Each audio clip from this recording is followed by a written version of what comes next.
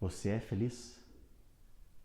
A única maneira de você ser feliz é você ter um relacionamento sincero com Deus. É a única maneira.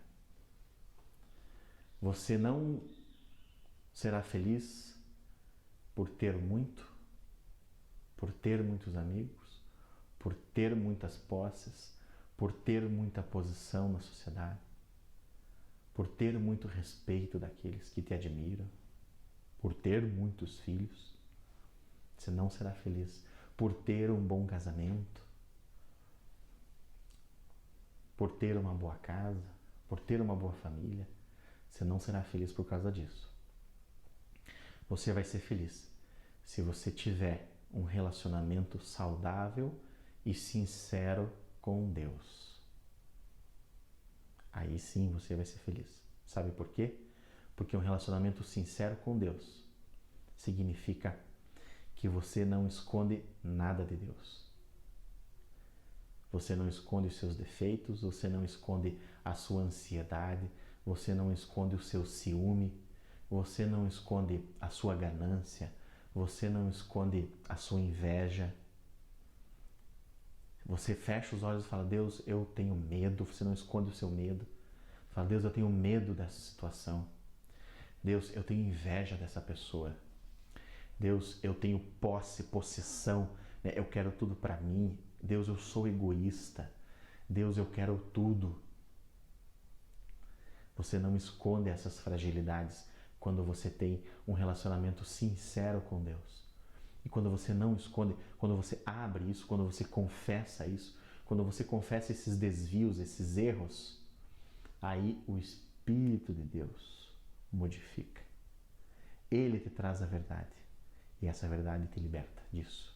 E aí vem a felicidade.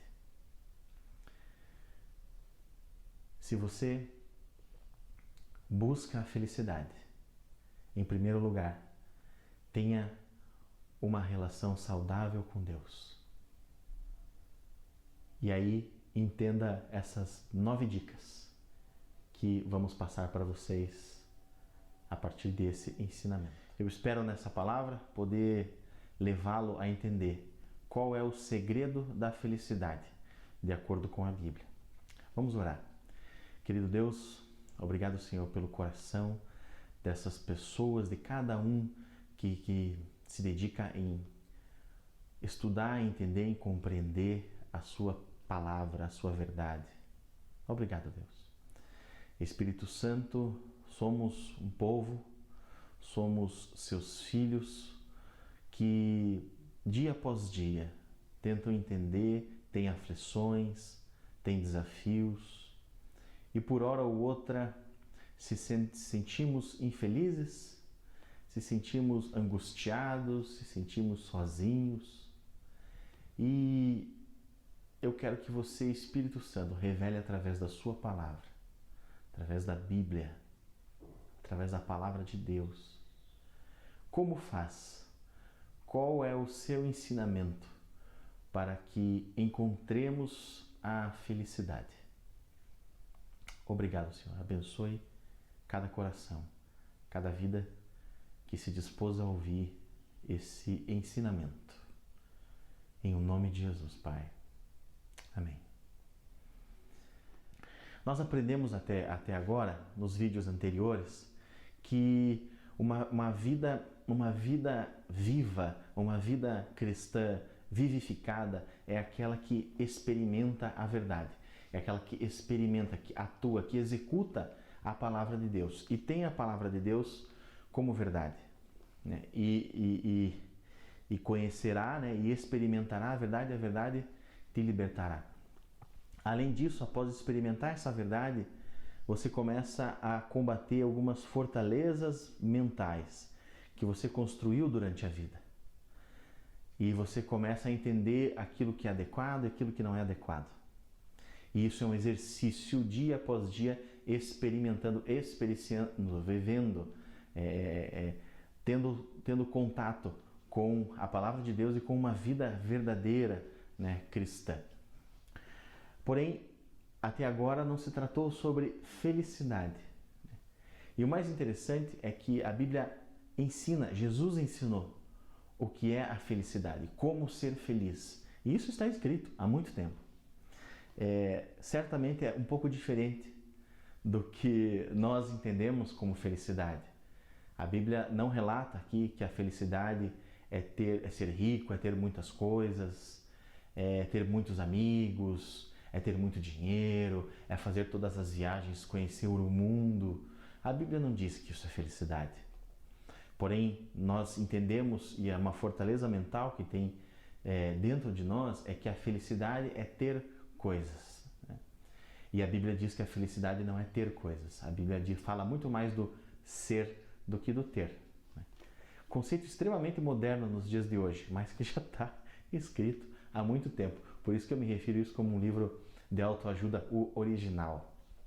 E por isso que nós temos que amar essa palavra cada dia, buscar e ler. Leia a Bíblia, leia a palavra de Deus. Busque ajuda, busque orientação. Se você não consegue ler, peça ajuda para alguém que te oriente como aprender a ler, como entender a Bíblia. Isso é maravilhoso, Bom, no livro ali, vamos para o Evangelho de Mateus, lá no Novo Testamento, no capítulo 5, em diante ali, né, do 1 em diante, do versículo 1 em diante, e aí tem uma versão disso em Lucas também, no capítulo 6 de Lucas. Mas interessante que Jesus está ali, ele acabou de chamar os 12 apóstolos, né?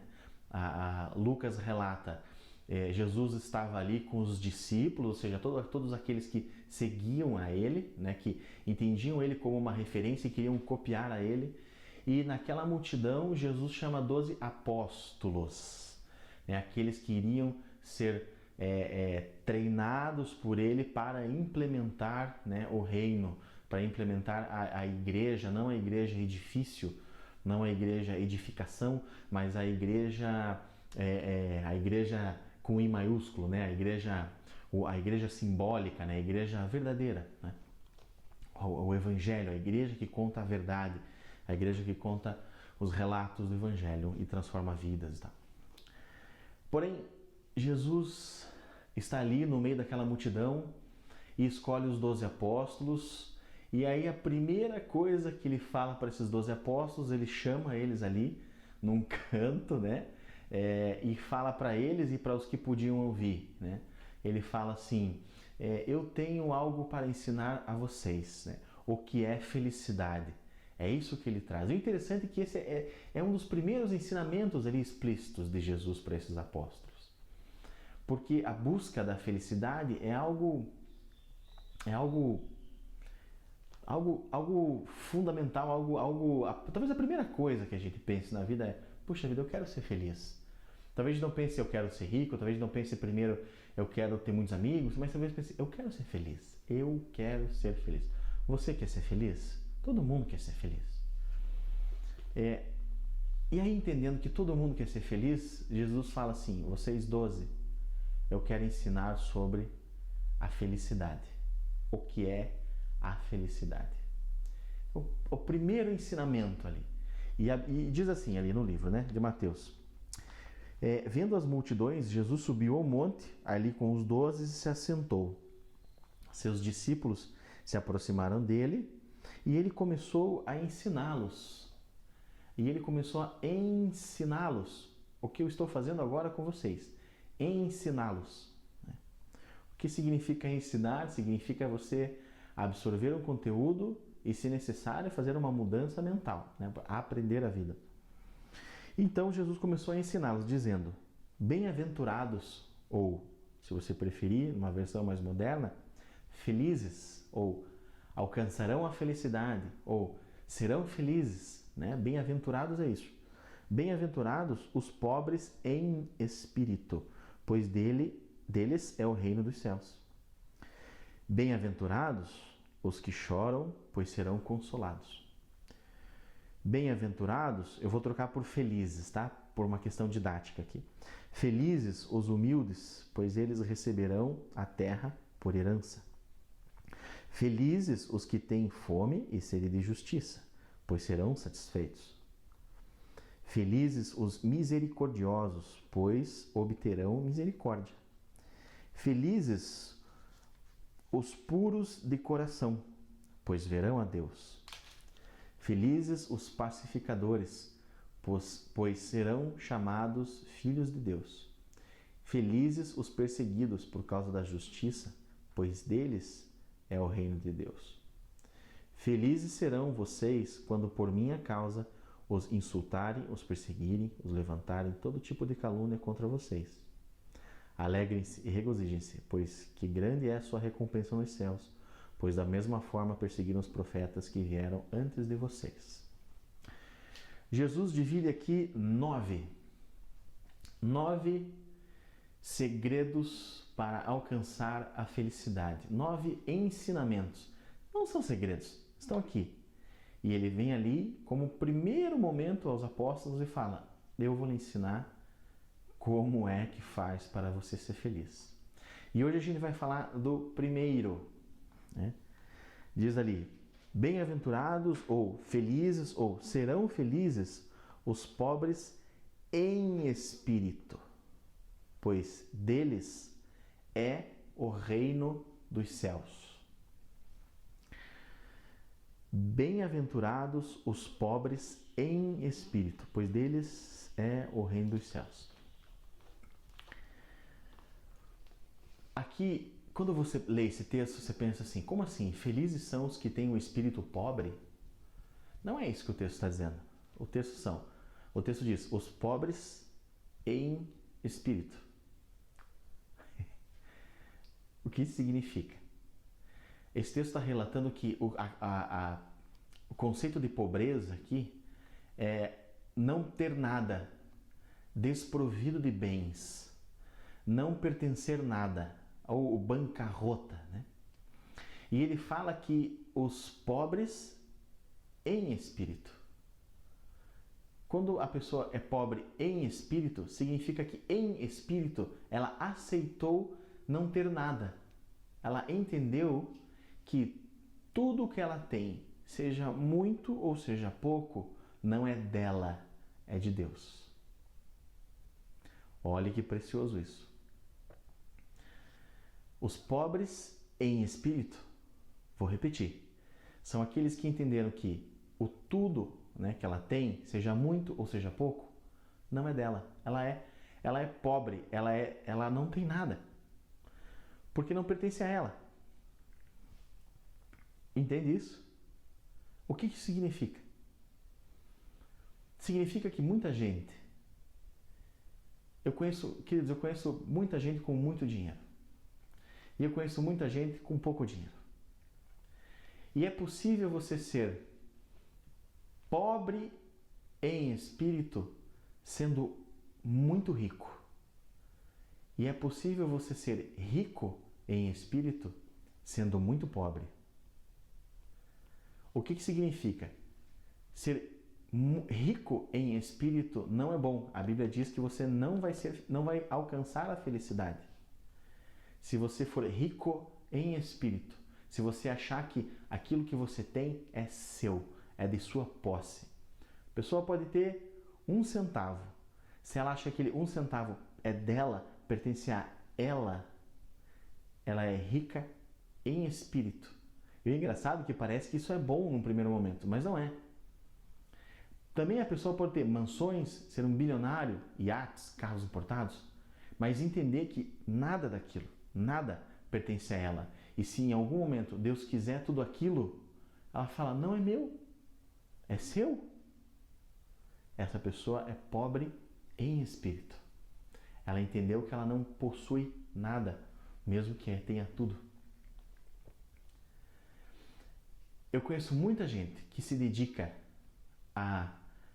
não a ganhar dinheiro, não a ter bens, mas a proteger os seus bens. Essas pessoas estão preocupadas em proteger o que têm, não em ter mais.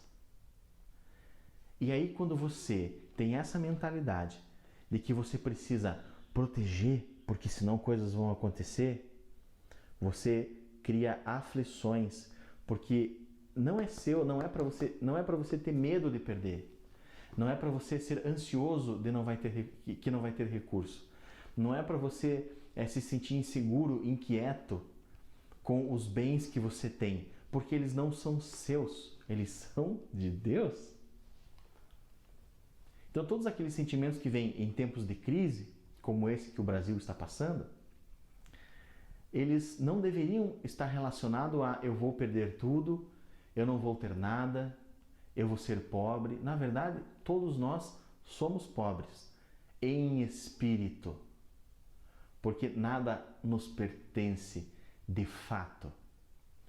Mas Deus vai lá e nos entrega. Ah, significa que temos então que fazer voto de pobreza? Não é sobre isso. Ah, e a parábola dos talentos, né, em que vai lá o fazendeiro, né, o dono da vinha, e entrega um talento para cada, e aquele que não multiplicou, um dos trabalhadores ali guardou o talento que recebeu, protegeu o talento, enterrou o talento que recebeu. Ele não multiplicou esse talento. E aqueles que multiplicaram, não multiplicaram para eles, multiplicaram para o Senhor deles. Aquele que não multiplicou e guardou, quem conhece a história sabe o que aconteceu.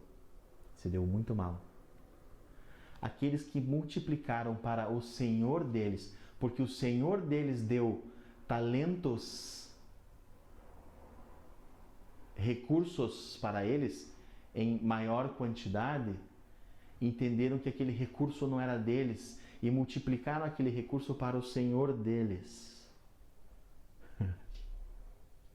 E aquele Senhor garantiu que cada um desses trabalhadores recebessem a sua paga prometida, o seu salário prometido.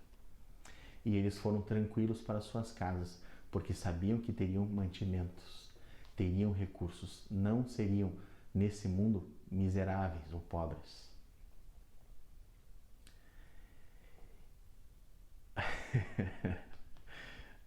Quanta informação dentro de nossas fortalezas sobre esse primeiro de 9 ensinamentos sobre o que é, como fazer para ser feliz.